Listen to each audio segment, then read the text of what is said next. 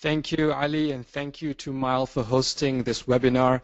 It's been an honor and pleasure for me to work with Mile for this very important topic on something very interesting, on the productivity of a man that perhaps a lot of you know, perhaps most of you believe in, and many people are inspired by on a day-to-day basis.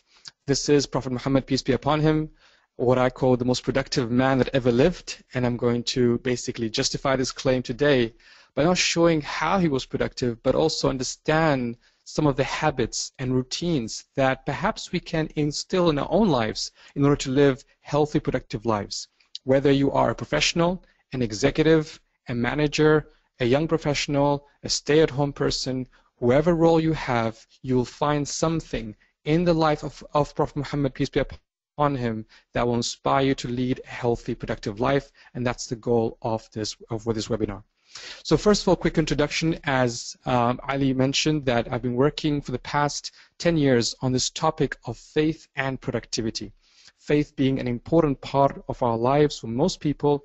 Even people of no faith see that as an important part of their lives.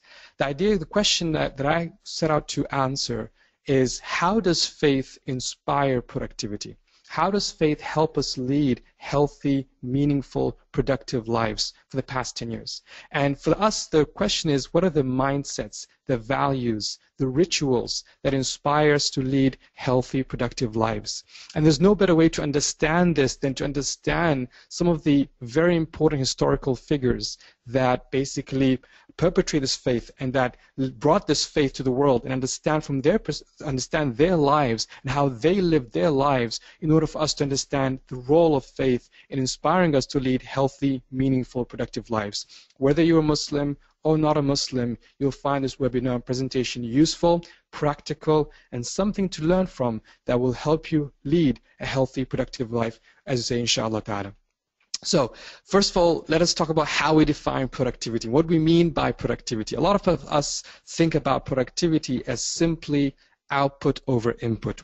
We look at the industrial understanding of productivity, the sort of factory understanding of productivity. How much output can I produce for the input I have? How many widgets can I produce in so many hours? How many workers do I need to have to produce such and such output? And how can I make these workers or machines more productive so I can produce more output? This is not the definition that I want us to focus on for today. This is a more holistic, I need a holistic definition, a definition that I want you all to take home, something that is more human and not machine. I'm going to use this definition that productivity is a function of our energy levels times our focus times the time we have. Let me say that again. Productivity is a function of how much energy we have, how much focus we have, and how much time we have. So for example, if you wake up this morning and you felt very, very tired, maybe you didn't sleep well last night, maybe the baby kept up you late last night, maybe you didn't have breakfast in the morning, maybe you're just feeling low in energy levels, then it doesn't matter how much time you have. It does not matter how much focus you have. You will not be productive. You'll just not be productive the whole day. But imagine you have lots of energy. You're buzzing with energy. You had a good night's sleep. You had a big breakfast. You're really feeling great. But you're so distracted. Your phone is buzzing every 5 seconds. Your emails and notifications are coming at you. Your boss keeps barging in your office. You cannot be productive. You still cannot be productive as well. Thirdly, imagine you have all the energy in the world and all the focus in the world, but you have no time. You're just overwhelmed by responsibilities. You're overwhelmed by so many things you got to do. You just do not have time to sit down and get some real meaningful work done. You also cannot be productive. So productivity is really a function of all these three. You need to have energy, you need to have focus, and you need to have time in order for you to be productive. Now, there is a small caveat here. A lot of us think about productivity, if you think about energy, focus, and time, well, you can say someone playing video games, they've got energy, they've got focus, and boy, they got time. But it's not towards a beneficial goal. And that's why I put in brackets that to complete this definition of productivity is about how much energy you have, how much focus you have, how much time you have, and towards a beneficial goal. And that's what I want us to think. This is the definition we'll use as we talk about Prophet Muhammad, peace be upon him, and analyze his day-to-day productivity according to his energy levels, his focus levels, and how he managed his time. Now, in other words, productivity is all about making smart choices. Smart choices on a continuous basis with your energy, your focus, and time. What do I mean by this? Meaning that every day when you wake up in the morning, you're making a smart choice. What time should I wake up? What should I do in the early hours? What breakfast should I have? When should I have my coffee? Should I turn off my notifications on, off? When should I get the most important work done? When should I spend time with my family? When should I spend time in those meetings? Every day we have to make smart choices with how we manage our energy, how we manage our focus, and how we manage our time in order to maximize our potential across all our roles. It's not about being productive only at work. A lot of times when you read about productivity books, you read about people who are productive about getting things done, getting things off your to-do list, basically being a productive executive or productive professional. But what does it mean to be a holistic, productive person? A person who is productive with his family, a person who is productive with his community, a person who's productive with his society, a person who's productive at work as well, and even with himself or herself. That's the definition we need to seek after. It's not about just getting things done. It's about living a holistic lifestyle. And that means we have to make choices. That means we have to control and manage our energy, our focus, and time in such a way that we are maximizing our potential. We are trying our best to balance across our roles, and towards what? Towards something that's greater than ourselves, towards something that's powerful, a life goal, a vision, and that's a whole different topic we can talk about later on. So the idea here is that productivity is your engine. Productivity is simply the means to something that's greater than yourself. Productivity is also about making those smart choices on a day-to-day basis so that you can fully live your life and you fully reach your potential across all your roles towards a beneficial goal. And this uniquely was achieved by Prophet Muhammad, peace be upon him, as we'll explain in a minute. Now, who is Prophet Muhammad, peace be upon him? I do realize that some of the members of this webinar might not be Muslim, may not know much about Prophet Muhammad, and it's a good refresher, even if you are Muslim, sometimes just to look at his life from this perspective, on why am I claiming that he is the most productive man that ever lived? What was special about him that really can live up to that title? Number one, we need to remember that he was born in 7th century Arabia. Now, he did not have the means and technology that we all claim helps us make us more productive, right? We all think sometimes we have this misguided notion that the technology we have today, the apps we have today, all the cool tools we have today is the secret to our productivity. But perhaps it's not, because if you look at how much the Prophet, peace be upon him, achieved in 7th century Arabia, and compared to how much some of us achieve with all the technology, with all the tools we have, it is really a stark reminder that we have misunderstood the concept of productivity completely. So he was born in 7th century Arabia. He was not born in one of the great empires on the time. He was not born in Rome. He was not born in the Byzantine Empire or the Chinese Empire. He was not born of the greatest civilization on the time. He was born in 7th century Arabia, which was riddled by wars and tribal wars and worshipping idols. It was a very, very, very backward society. Had lots of problems in it. It was really a tough environment, a very, very tough environment. Yet he achieved what he achieved. He was born in the most difficult circumstances. He was not a wealthy person. He was born an orphan. His father died before he was born. His mother died when he was very young. He was illiterate. He could not read or write, and he was poor. All the odds were against him. If somebody today in 21st century is born orphan, illiterate, and poor, most probably they will not have a very productive life. Most probably they'll have a very difficult life in this life. So think about that concept. Somebody who is orphan, illiterate, and poor, achieving what Prophet Muhammad, peace be upon him, achieved. And that's another notion that how he was the most productive. Despite the situation he was in, despite the odds against him, he achieved something that till today people are following and inspired by every single day. He was industrious from a young age. This is a call for our children and teenagers, that he didn't sit home and play, just play around with his other Meccan friends. He was industrious, some of it because of need. His family was poor, he had to work. So he worked as a shepherd for a while, and then he became a trader. So he was very industrious from a young age. He was very productive from a young age. A lot of Muslims, when they talk about the Prophet, peace be upon him, they talk about mostly his life after he received prophethood, after the age of 40. But we have to look at his early childhood, and look at his early teenagehood, and look at his early adulthood, and how he was a very industrious young man. He was not sort of sitting back and just, playing games and just, watching, sitting in the streets of Medina, Mecca. He was very, very industrious, and that is a sign of the man who's gonna be, and how he will be productive as he receives prophethood after the age of 40.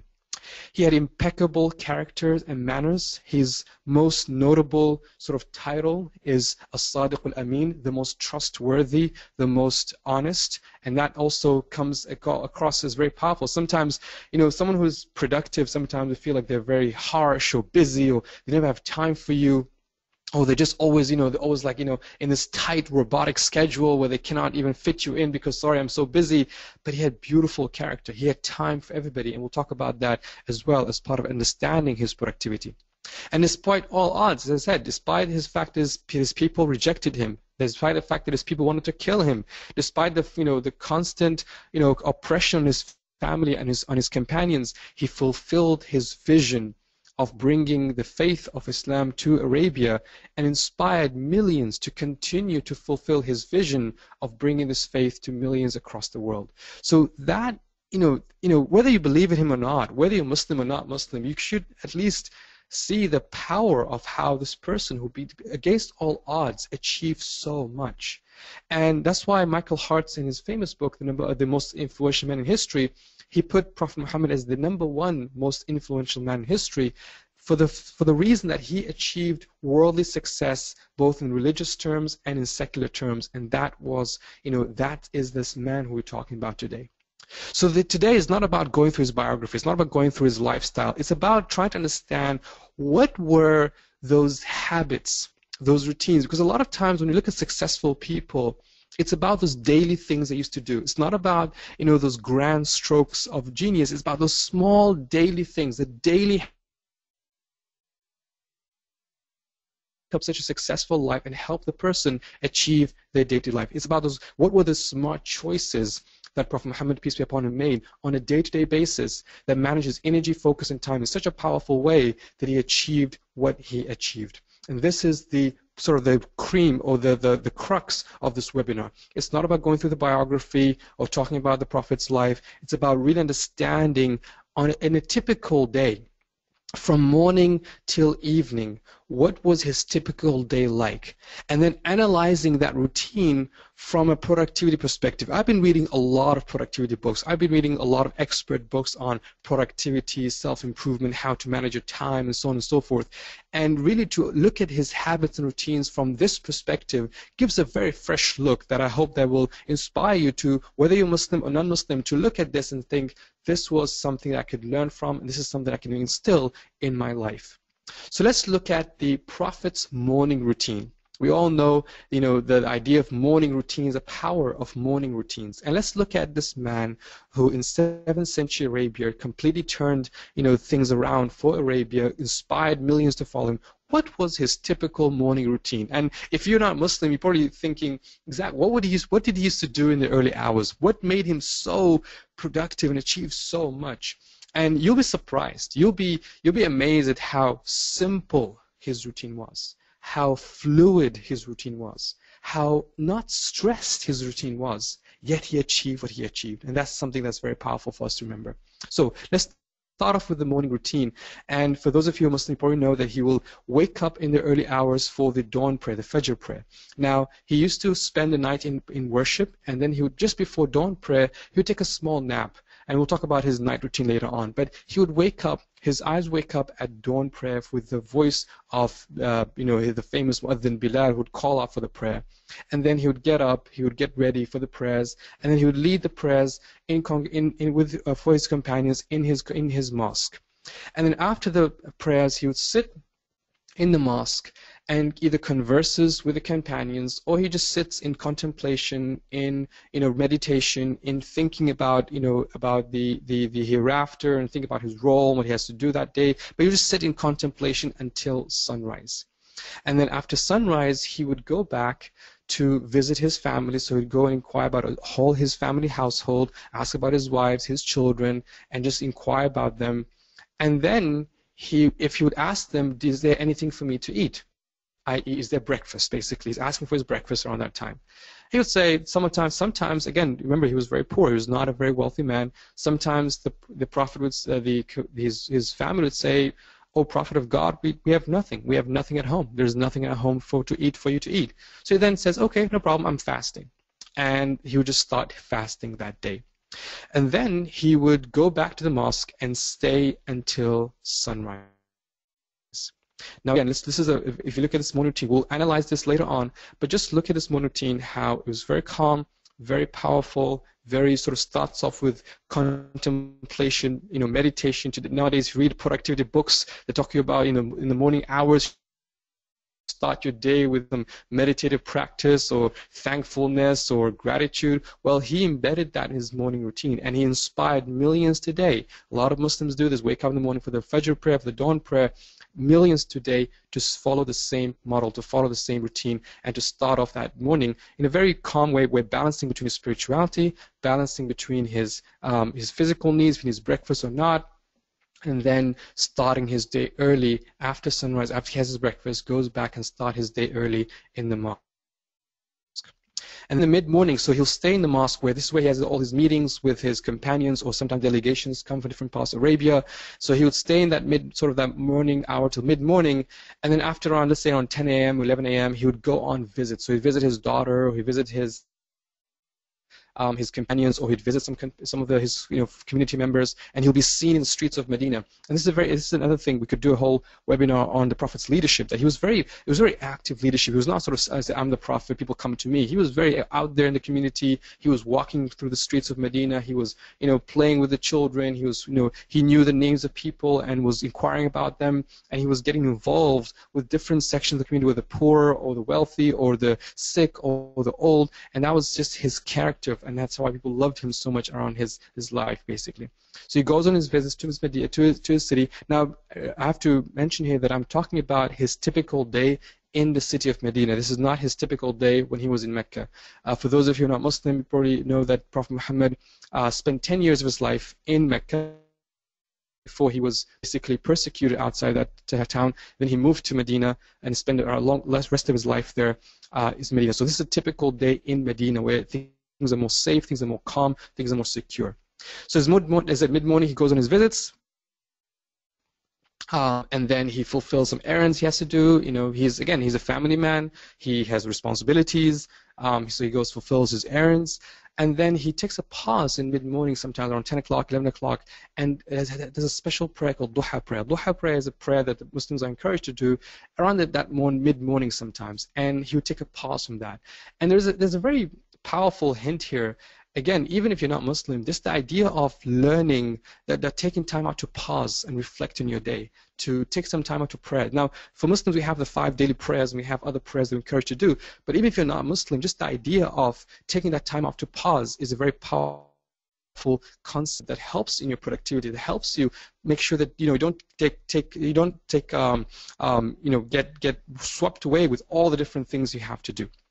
And then he comes back to his family before noon. Normally he takes a nap before noon, and then he would wake up for the noon prayer. Now again, something like a nap. We hear a lot about naps these days. Naps is now considered this cool new concept that helps you lead a productive lifestyle. It's a powerful, way to, instead of having that afternoon coffee, it's recommended to take a 20-minute nap, power nap, and how it enhances performance, enhances creativity, enhances problems solving skills, all these things. Well, we have that. We can see that even in the early days, in the tradition of Prophet Muhammad, peace be upon him, he used to take a nap before noon prayer. So even if you're somebody who does not believe Prophet Muhammad, or you're someone who does believe in him, just follow some of his concepts, follow some of his naps, and just take a nap, and you'll see the power, the benefit, in your own productivity. And then afternoon, so he'd wake up for after his nap, he would pray the noon prayer, and then if there's something very powerful, he would communicate with his companions. And here's a side note in terms of leadership: he would only give quote-unquote speeches or talk to his community at 2 times normally. Normally after the morning prayer, the dawn prayer, and after this noon prayer. Because after the morning prayer, most people have woken up from their sleep, night sleep, and after the noon prayer, most people have had their naps. And this is where people are at their most energy. That's again, when you're leading a team, you want to talk to people when they have the most energy. You don't want to talk to people at 5 o'clock in the afternoon when people are so tired and they want to go back home. You want to talk to people when they have the most energy. And again, you can take that, that lesson, that hint of just show you how his leadership style and how he was able to understand the energy levels of his followers and know when to communicate with them so that his communication goes through effectively. And then after the noon prayer, spends time with his companions or fulfills errands or go with his family, and then prays the afternoon prayer, or known as Asr prayer, and then spends, after Asr prayer, he normally comes back home and spends time with his family and his children, his grandchildren, and they all spend time together until the evening prayer, which is in the Maghrib prayer. He'll pray the evening prayer, and then he will have his dinner.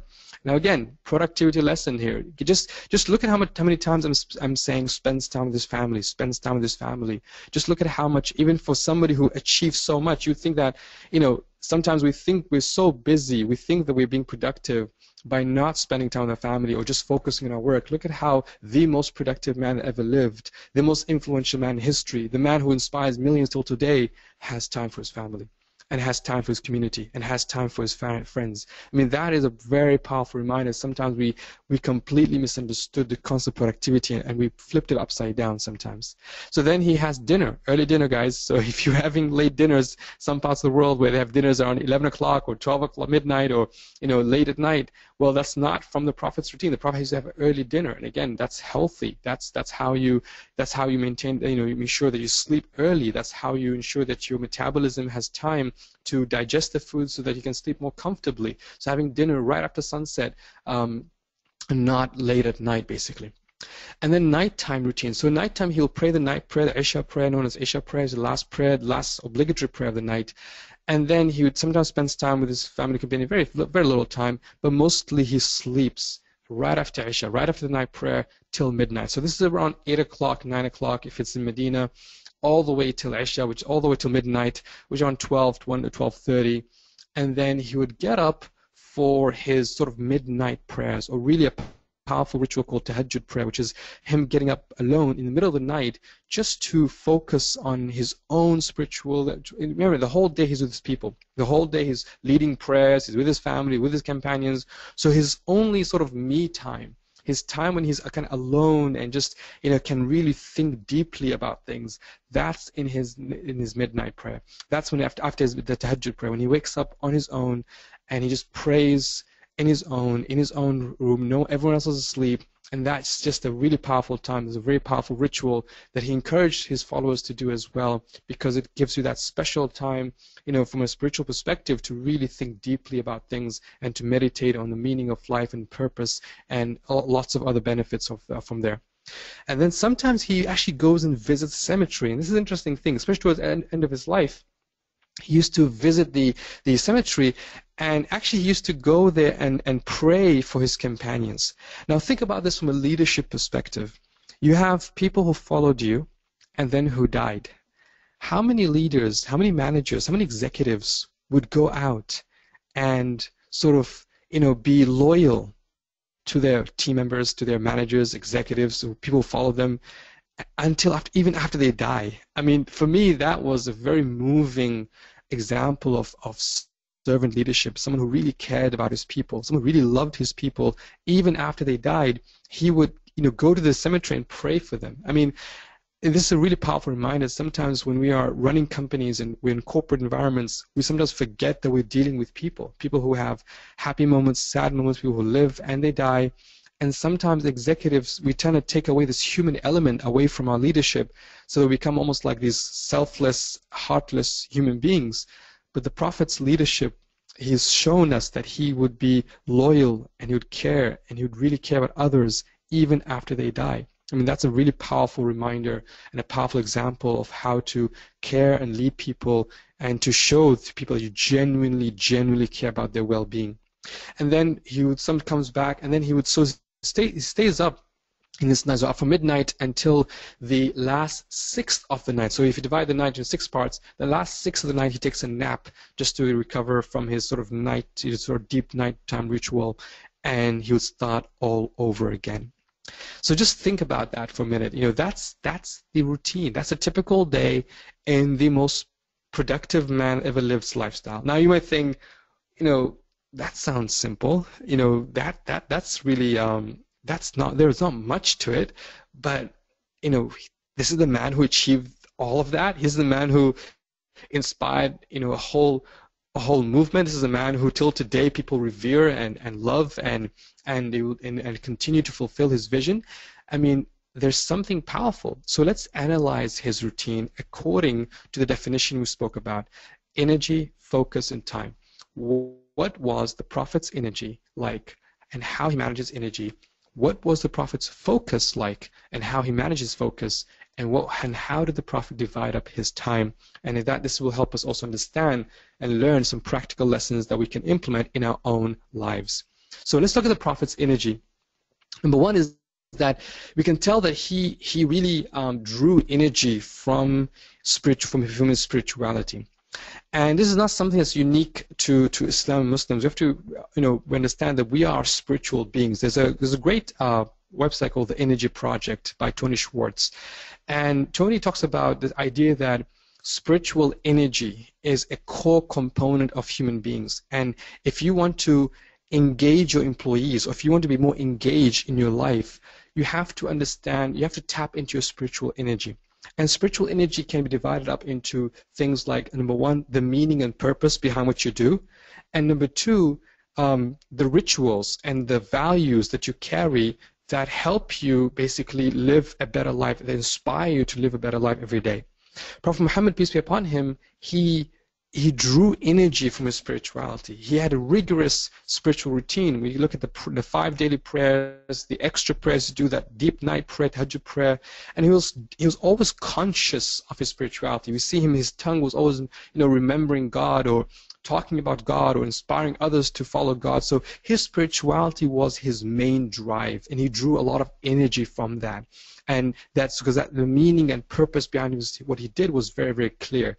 And he inspired his followers to think along those lines. He told his followers to always be conscious of God and to think about the consciousness of God. Now, we can look at that from a religious perspective, but we can also look at this from just a productivity perspective, that this is very powerful. When you have a meaning and purpose that drives you day in, day out, that's what keeps us engaged. If you go through work and you have no meaning and purpose, if you don't know why you're doing something, then you cannot be engaged. So it's about spirituality. Sometimes I know that spirituality and faith is considered taboo in a corporate environment, but this is the whole point, that we cannot just completely forget or completely hide away a huge chunk of our lives. We're human beings, and human beings, just like we have physical needs, food, eat, sleep, and exercise, we also have spiritual needs. We need to understand the meaning and purpose behind things. We need to be deeply engaged with something that's bigger than ourselves. We need to be always conscious of a greater meaning, greater purpose.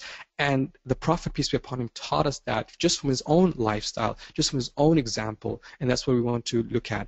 How did the Prophet's spirituality, he drew energy from that. But let's also look at his drawing energy from his food. We noticed that he didn't used to eat much. Like I said, sometimes he would ask for breakfast and there'll be no breakfast. And sometimes he would, if there's food, he'll eat. If there's no food, he would just not eat.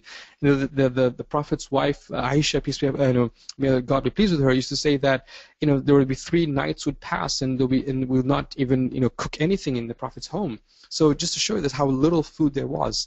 And even sleep, like I mentioned, he used to take a nap in the day, midday nap, and then you saw that he slept from, let's say, 9 o'clock till midnight, and then he would stay up in prayers until the last 6 of the night. So even sleep-wise, he kind of goes against all the productivity examples, all the productivity sort of advice out there about sleep 8-9 hours a day and so on and so forth. And the reason why he could do that, because he saw sleep and nutrition as a means. A lot of us see sleep and nutrition as the end itself. We wake up in the morning and we sort of inspired by what's for breakfast, and then, oh, what's for lunch, and then what's for dinner, and we make almost like our goal in life is to have the greatest breakfast, the greatest lunch, the greatest dinner. And we talk about sleep as if it's like this badge of honor where we have to sleep 8 hours a day, 9 hours a day. But what is it for? What's that nutrition for? What's that sleep for? And the Prophet, peace be upon him, also, just to be very clear, this is not a very rigid routine. Even his sleep routine, his wife used to say that some days he used to pray the whole night. Some days he used to sleep most of the night, but pray some of the night. So to show the flexibility in this, and he even advised his companions not to overdo some of these things. If you feel tired, you should go to sleep. You should not try to push yourself beyond what your body can bear. But at the same time, we should try to make sleep nutrition as a means, and that's what we learn from the Prophet's, how he manages energy levels, is that if he needed to eat, he would eat. If he needed to sleep, he would sleep. But he would not make that the end by itself. And I think that's the key lesson for us here. If you want to achieve great things in life, you would have to see food and sleep as a means and not by end by itself. Number 3, in terms of his energy levels, he drew some energy from his companions. He was not, he understood, he understood the importance of family and companions and friends and his community, and that gave him energy. Just when you have followers after you, that gave him energy. A lot of times people think that working alone will make me productive, but sometimes you do need to engage other people to just re-energize yourself and to focus and become basically more productive. The Prophet's focus, again, he was, spiritually, he was very focused on the hereafter, very focused on spiritual meanings of life. He was not focused on worldly desires or worldly things. He was always focused on that sort of greater meanings and greater thoughts. He was present. His mental focus, physical, mental focus, he was very present. It's said that when the Prophet used to speak to somebody, he would turn his whole body towards that person. There are many stories of him, paying very, very due attention. You never hear him interrupt anybody, or never hear him sort of having his mind somewhere else while somebody's talking to him. He was very present, and that's another powerful thing about us, about the Prophet's productivity, is that sometimes, because he lived a simple lifestyle, he was able to be very present. When you are very busy, when you have so many things in your head, it's hard to be present because your mind is being pulled in a million different directions. But if you are able to focus and to really be present with your family, present at work, present in your spirituality, present in your community, that's how you lead a healthy, productive life. But if you're 50% at home when your mind is at work, and 50% at work when your mind is at home, and your mind is all over the place, you cannot be productive, you cannot be focused, you cannot achieve things in life. Finally, he was also very focused on others. He was not focused on himself. There's a famous story of one of his young servants who served him for 10 years. He said that for 10 years, the Prophet never asked me, why did you do something or why you didn't do something?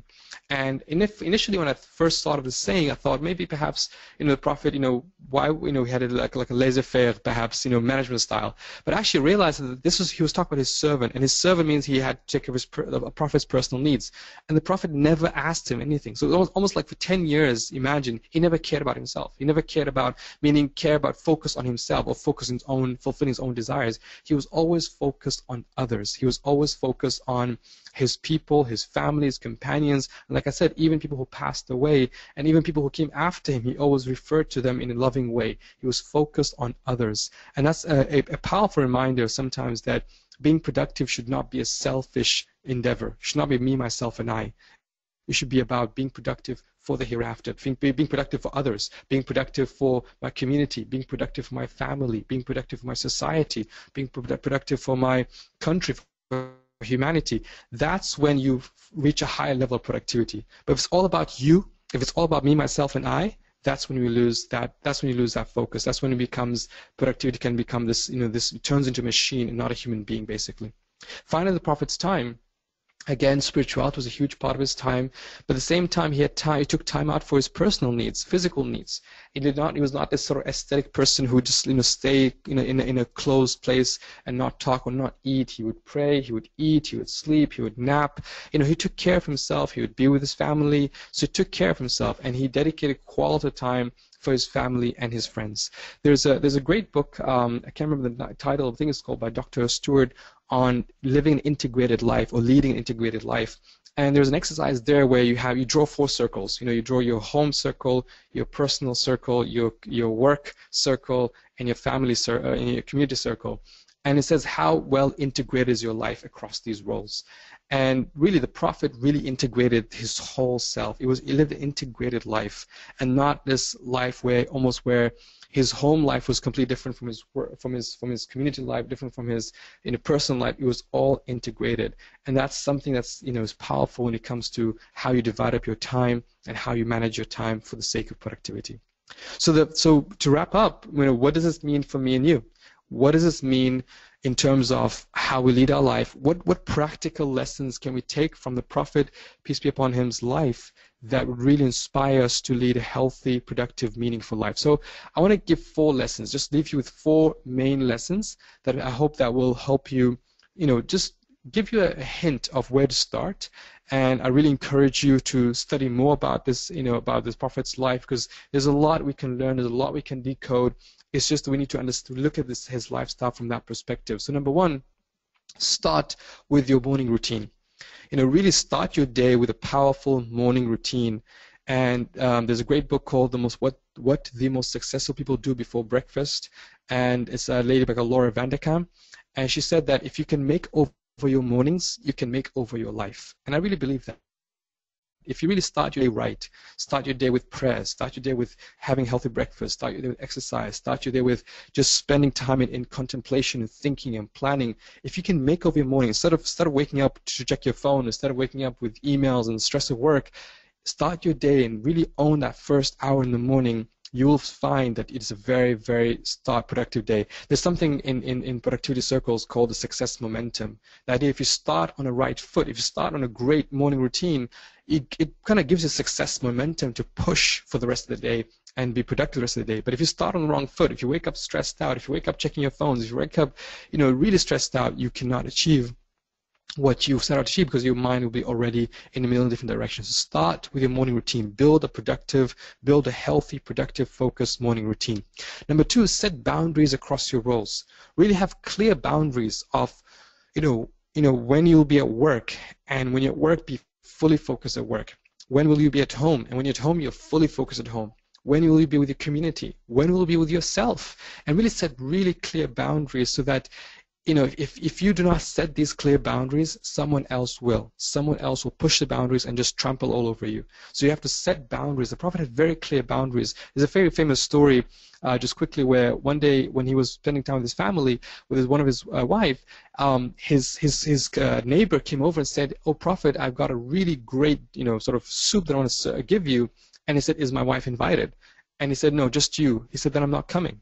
And for 3 times, the man came asking him to come over, join him for the soup, and the Prophet refused and saying, "Have you invited my wife?" He said, "No, then I'm not coming." Until the 4th time, he said, "Yes," or the 3rd time, he said, "Yes, your wife is also invited." So think about that. He set very clear boundaries. This is family time, and I will not cross over to other roles as well. So you set very clear boundaries and really fulfill those boundaries. Number 3, be present in all your roles. And I think being present is a very powerful need of the hour. We live in a world where we're not present. Our minds are on our phones. We're very distracted. We're just not fully focused. And what I really recommend is just to, for example, simple things like hiding your phone. Your studies have shown that even having your phone, just on your desk, for example, will trigger your distraction. So hiding your phone, turn off notifications, trying to be fully present when someone speaks to you, you would see a significant increase in your productivity and your performance just by fulfilling that. And finally, take food and sleep as a means. Really think about what we eat, think about how much we sleep, and really think about this as a means to your life. It's to a bigger goal, I hope, in your life. It's not about just eating for the sake of eating or sleeping for the sake of sleeping. Think of nutrition and sleep as a means towards a lifestyle that is meaningful, productive, and for a higher purpose. I hope that you found this beneficial, practical, and inspired you not only to learn more about Prophet Muhammad, peace upon him, but to really understand the power that faith has and personalities have that we can learn from to lead healthy, productive lives. Thank you very much. Back to you, Ali, for the Q&A. Well, thank you very much, Brother Muhammad Faris. I must admit, a very, very intriguing presentation, as I was personally glued to it, to all the screens. So, folks, we are now open for question and answer. So, if you have any questions, you could either put it in the question box. There's a chat console question box at the bottom of your webinar console, or you could equally raise your hand by clicking on the hand icon available on the webinar console. So let me go straight to the question box. In fact, we have the caller who's raised a hand, so let me go straight. Assalamu alaikum, brother Shoaib. You've raised your hand. Could you please introduce yourself and ask the question? Yeah, walaikum assalam. And first of all, I would like to thank for letting me or giving me the opportunity to ask my question. Actually, my question is, I live in Mumbai, which is in India, and I am into my usual day actually starts in the night. So I usually do graveyard shifts, which begins at 11:30 in the night and ends up at 9 o'clock in the morning. So my question was, how do we inculcate? I mean, all the presentation was definitely something which we are supposed to follow, but then I find it really difficult, for me to like. I tend to miss out on prayers most of the times, because most of the times when I come home from work at around like 10 o'clock in the morning, I usually go to sleep. And it becomes all the more difficult, especially during the month of Ramadan. So I just need a few tips from you guys as to how I can inculcate these habits, which were being actually put out. Absolutely. So first of all, thank you so much for your question. You have a very, very powerful question. I get asked this question a lot, especially for doctors and people who work in the night shift hours. I'll be honest with you. I've been doing a lot of reading on night shifts and the difficulties of night shifts, and I have some bad news. Night shifts have been, especially continuous night shifts. I mean, if you're working every day at night, has been linked to basically lower life expectancy, has been linked to a lot of illnesses and sort of disease like cancer and so on and so forth. So I mean, just for your own sake, just for your physical sake, never mind your spiritual sake, for your own physical sake, I would highly recommend that you do start to search for a job that has a more daytime routine, because unfortunately we are not built to work throughout the night. Our modern world, the 24/7 world we live in today, is creating this need to have this nighttime routine, which is unhealthy, which is unnatural, and has an impact. Now I know this might not be the solution you're looking for, but I'm just giving you there because I've really been doing a lot of reading on this, and every time I read across about night shifts, it does not look good. It is very, very it has detrimental health. So for your own sake, for your own family's sake, I would seriously consider revising, sort of the role you have, and seeing what can you do to move to a morning routine. But in the meantime, since it's not easy to just quit your job overnight, in the meantime though, start by, if I don't know if it's possible or not, but to try to take some mini naps. I don't know what type of job you're doing, but if you can sort of squeeze in some mini naps and build your life around the prayer times. I know that you said that it's hard for you to wake up for the prayers because of course you come back in the morning and sort of knock out for the rest of the day, but try to almost like plan your life, do your schedule. Imagine these prayers like really important appointments, and really sort of schedule through that. And what I recommend you do is to sleep according to 90-minute sleep cycles. Our bodies go through these sleep cycles, and it takes 90 minutes to complete one sleep cycle. If you can sleep in 90-minute chunks or 90-minute gaps, it's actually a powerful way to basically have restful sleep. But then you can sort of almost like, let's say you come at 10 o'clock, you sleep for 90 minutes, 10 to 11:30, or for two 90-minute sessions, so 10 to, let's say, 1 o'clock. You wake up at 1 o'clock, you pray the noon prayer, and then sleep again for another 90 minutes, and you wake up for let's say the afternoon prayer. So 90 minutes is a good number for you to sleep according to that level, because that way you go through a full cycle and you don't miss out. You can look up online about sleep cycles and how to manage your sleep cycles.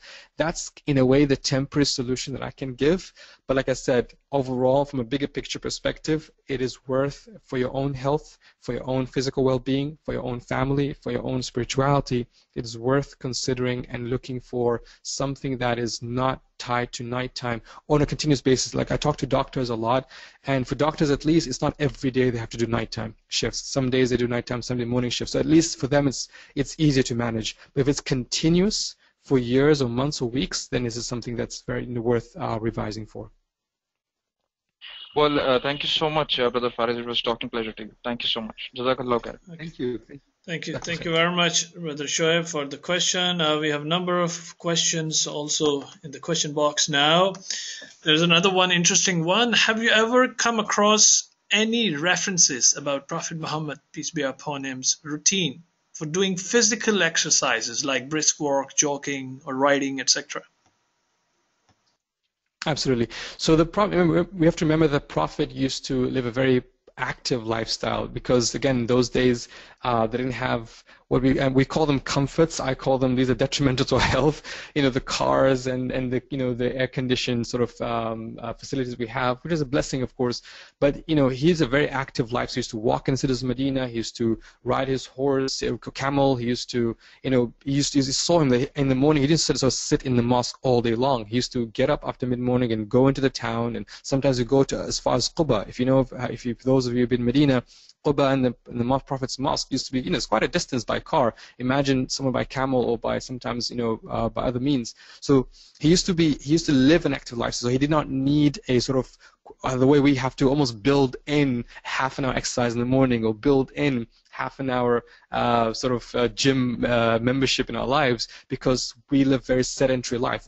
We wake up, we sit in cars, we sit in offices, we sit in planes. So unfortunately, that sedentary lifestyle has forced us to almost reverse engineer and kind of build in exercises. So it's kind of we've not had this is very unnatural. The more natural way, of course, is to be always on a move. So, but in terms of specific references, there are references, for example, that when he used to walk, some of the companions say that when he used to walk, it's as if he used to walk downhill. Imagine someone walking downhill. He walks that kind of like, almost like falling forward, and that tells that he was walking his brisk walk. That he was not someone who would I won't say go jogging, but he was it was a very brisk walk. It was not very sort of slow and and taking it easy and so on and so forth. So 2 points there. Number one is that because of the sedentary lifestyle we live in today, we have to build exercises. But at the Prophet's time, he did not have to build that, because that was part of his lifestyle. He used to move a lot. In fact, in today's world,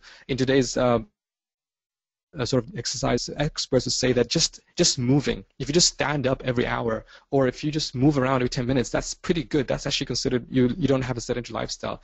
But we just don't do that. We just sit for so long. And I hope if you're listening to this, if you can stand up as well right now, so you can stretch your legs a bit.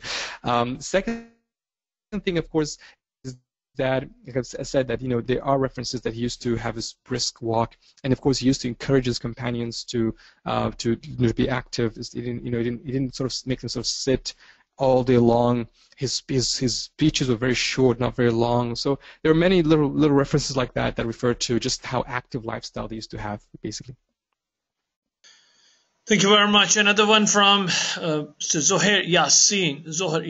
The question is, how do we measure our progress in each of the 4 recommendations that you mentioned? Great question. So in terms of the 4 recommendations, number one is ask yourself, look at your morning routine right now. So first do it almost like a base analysis. Where am I with my morning routine? So what's my typical morning routine right now? So you write down what your typical morning routine is, and you ask yourself, what would be the ideal morning routine that I would love to build in? And if you go to our website, productivemuslim.com, we have a whole sort of article on how to build a productive morning routine. So starting, for example, with prayers, and then start with a little bit, and then maybe perhaps embedding some exercise, and then having breakfast, and then planning for your day. So there's build an ideal morning routine. Now this might mean you have to wake up a bit earlier than usual, but you'll see the benefit, the power. One of the Prophet's beautiful sayings is that "Burika li ummati fi bukuriha." The early hours are blessed for my nation. And just that example, the idea of the early hours are blessed. It is funny that the narrator of this saying, the narrator of this hadith of the Prophet Muhammad, peace be upon him, said that this narrator said that when he heard this saying of the Prophet, he started going to the market early in the morning, or he started sending his servant early in the morning to the market, and he became very rich as a result. And today there are studies have shown that people who wake up early and plan their days and exercise and eat healthy actually have a higher income level and earn earn more than those who are just, sleeping late and stressed out every day. So there are some really powerful things. So start with your morning routine. Where's your base? Where are you now? And what would your ideal be? And remember that productivity is a process. It's not an event. I don't expect all of us, to just overnight change and become like super productive. It takes time. So start building one habit at a time. Perhaps start by waking up early and praying the morning prayer on time. Perhaps start by then adding the exercise, and then slowly the daily planning. So start by building towards this your ideal morning routine, instead of expecting it to happen overnight. In terms of setting boundaries, this is where you have to have discussion with your coworkers, discussion with your boss, discussion with your family on what those boundaries mean. It's about fulfilling the responsibilities you have. So, for example, things like, okay, what time? Because I have a discussion with my wife where she tells me 5 o'clock you're off your work. I work from home. I work also I'm on the road a lot, traveling, doing consulting and training. So for her, it's like 5 o'clock when you're at home, 5 o'clock you're off work, and that was a boundary she set for me, and that I respect that boundary, because I know that for me to be a good husband, for me to fulfill the role of a husband, I have got to, and a parent and a father for my children, I've got to sort of set, have that boundary and work towards it.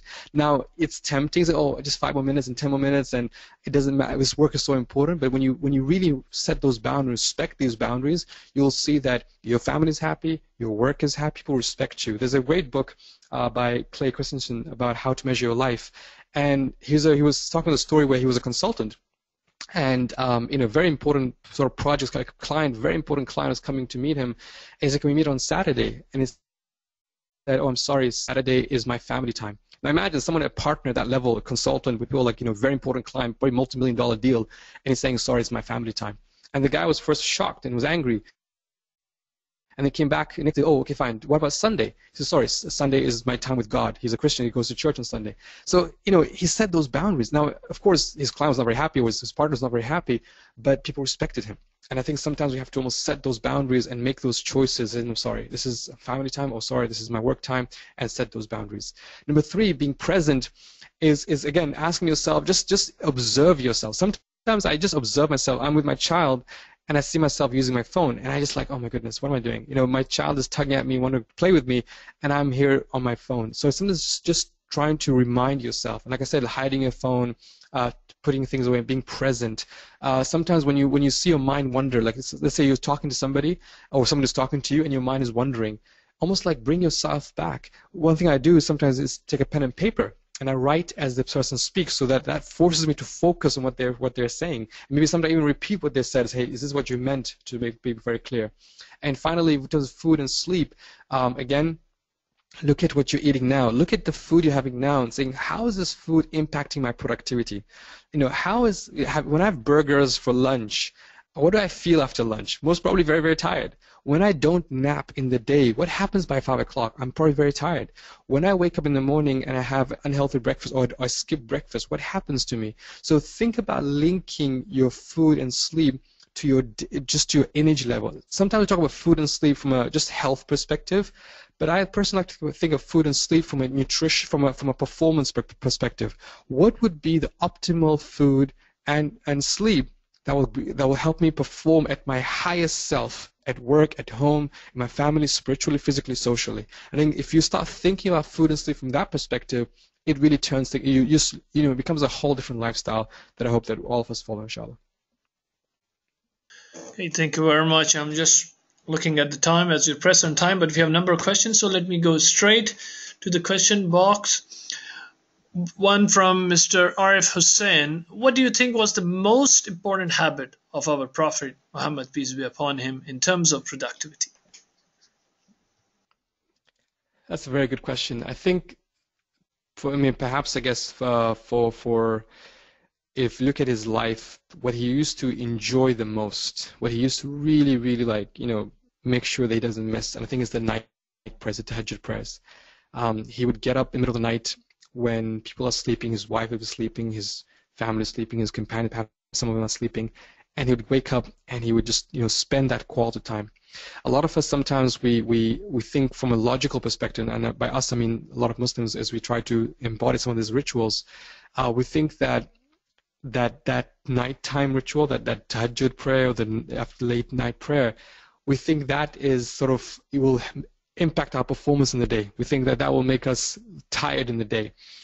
He saw that, the Prophet saw that night routine as essential for him to perform in the day. It's almost like if he did not do that tahajjud prayer, if he did not pray that nighttime prayer, if he did not spend those hours deep in the night praying and crying and contemplating, he would not have the energy to be who he was in the day.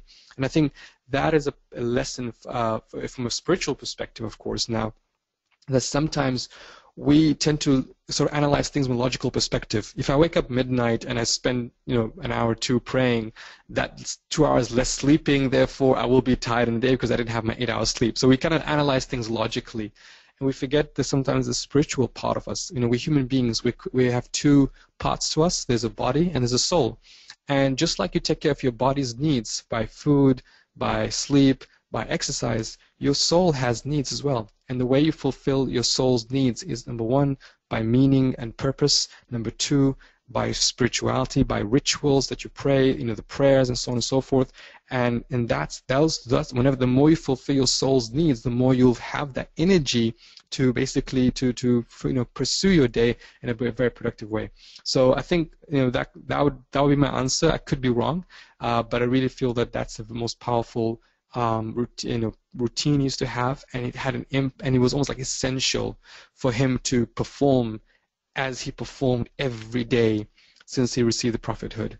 And that's something perhaps for Muslims for us to think about embedding in our lives. Even if you're not Muslim, if you're listening to this, you're not a Muslim, then just the idea of spending quality time thinking, contemplating is very powerful. Is something we could learn from as well.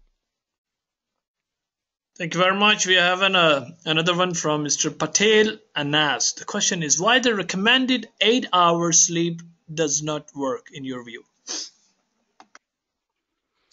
I think we've in today's modern world, we're trying to offer cookie cutter answers to everybody, and we disregard that we're human beings, and human beings are different and complex in nature. Some people require 8 hours sleep, some people require 5 hours sleep, some people require 3 hours sleep. And I think instead of asking how many hours I should sleep, I think the question is, why am I sleeping? What's the purpose for my sleep? There's a powerful, in the Islamic tradition, the powerful notion of niyyah, intention. And what is the niyyah behind sleep? What is the purpose, what's the intention behind your sleep?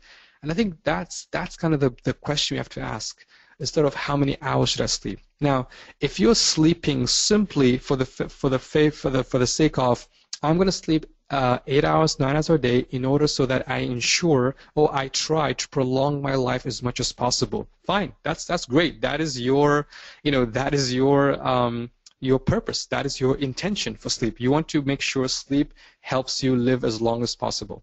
Now, but if you have a higher goal, higher meaning, higher purpose, something that's driving you, you would probably need to cut a little bit of sleep. I'm not saying give up all your sleep, but cut a bit of sleep in order for you to basically, fulfill that vision, fulfill those goals. It might mean, that book you want to write, that, that project you want to build, that business you want to create, that, goal you want to achieve. You might have to give up something, and that spiritual level you want to reach, that will come from giving up some form of sleep. And that's why I don't want to, this is 8 hours sleep. I'm not saying it's wrong. I'm saying that, it's depending on the purpose or the intention behind why you want to sleep. If you sleep simply for the sake of to live a long, healthy life, just prolong my life as much as possible, I'm going to use all these latest technologies and prolong my life. But for what purpose? What is it you want to fulfill? And what is it that you're achieving? And are you missing out by simply killing yourself with sleep? Also, another thing is that a lot of us sleep very late. So sometimes you can sleep you can still sleep early and have good 6 to 7 hours sleep and still wake up quite early. But because we sleep very late watching TV and Netflix or other things, we sleep so late so that then if you embed the 8 hours sleep, we also miss the early morning hours. So sometimes it's not about cutting back on sleep, but even just things like sleeping early so that you can wake up early. And that's another way of also looking at it as well.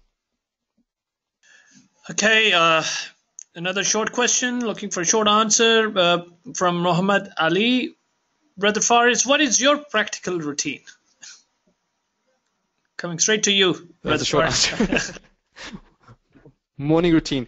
Morning or evening, or which one? It's a practical routine, he's asked, rather. Okay. Okay, so I'm assuming it's a morning routine he's referring to. Yeah.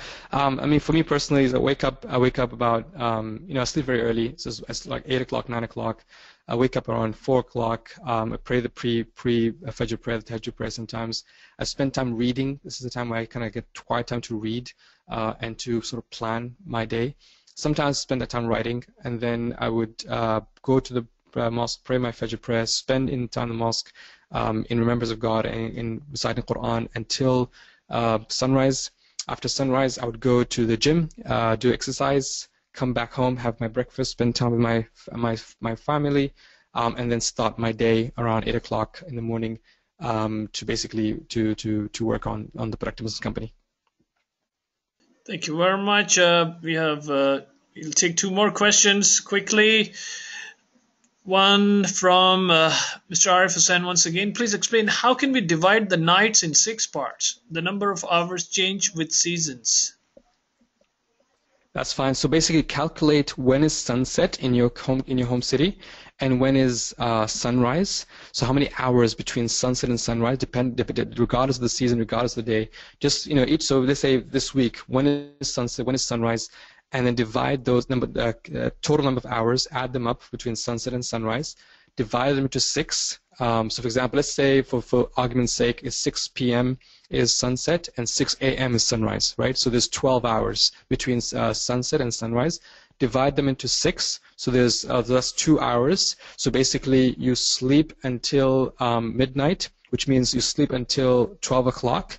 And then let's say you want to follow the Prophet's routine, you pray or you spend time in contemplation until the last, let's say until 4 o'clock in the morning. And 4 o'clock you perhaps take a nap until Fajr prayer. So that's kind of how you work it out. So, and regarding changing seasons, especially if you live in the UK or North America or Canada, we have an article on productivemuslim.com on how to wake up early every day, regardless of the season you're in. And we have a technique for that. So I'm going to refer you to the website to learn more about that. Great, thank you very much. And a lot of people are asking about the books that you have been referring throughout this webinar. So would appreciate, brother, if post this session, if you could just email the links to all the books that you have mentioned, which we can further share with attendees. Absolutely. And one last question from Nashreen Patel. Despite freeing myself from distractions, I often find it hard to focus. Would you have any recommendations on being focused? Absolutely. So if you've managed your external distractions, the question is, have you managed your internal distractions? It seems to me that perhaps, even though you manage external distractions, but you have a lot of thoughts perhaps in your mind.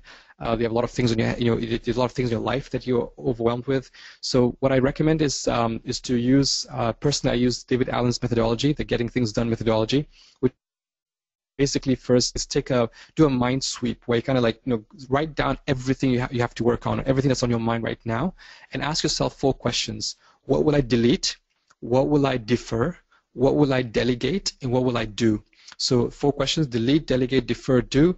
Once you set those 4 questions, then you sort of knock out, you decide what you're going to work on, and that helps you calm your mind. We have a sort of class on Productive Muslim Academy called How to Manage Focus in Age of Distraction. We talk about external distractions, internal distractions, and even simpler things like calming your mind down by writing things down, by praying, by exercising, by breathing. Even if you're overwhelmed, if you find yourself, oh my God, I'm so stressed out, simply breathe in, 6 up to number 6, and breathe out up to number 8, and you'll find yourself, you've calmed yourself down. And one last technique is I use something called Pomodoro technique, which basically is you set a timer for like 25 minutes.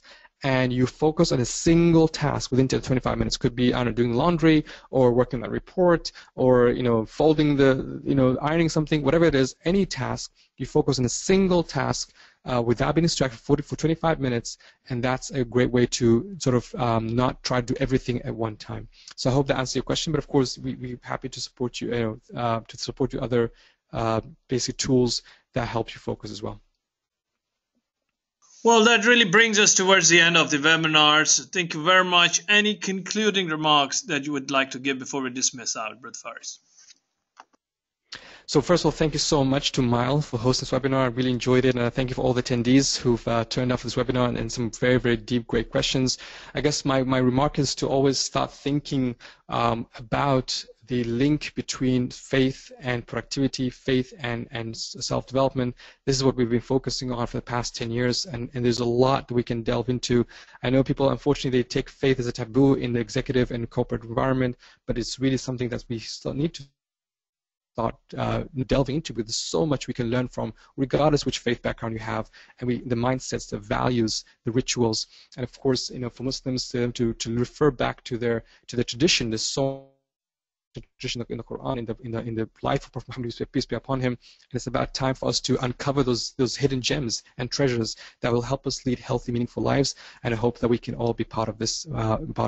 Thank you, Mr. Ali, for going for your host, and thank you for moderating. Really appreciate it, and thank you for Mile again. Absolutely, thank you very much. And as somebody said nicely, that one should walk by faith, not by sight. So a very, very interesting presentation. I really want to thank you on behalf of Madinah Institute for Leadership and Entrepreneurship. So thank you very much, Brother Muhammad Faris, for sharing this very, very valuable information. And thank you all of those who participated in this webinar. We are recording it, so please stay tuned to webinar.mile.org to access the recorded version in next 48 hours, and equally download the presentation soft copy or learn about our upcoming webinars as well. With that note, we'd like to end and dismiss out. So you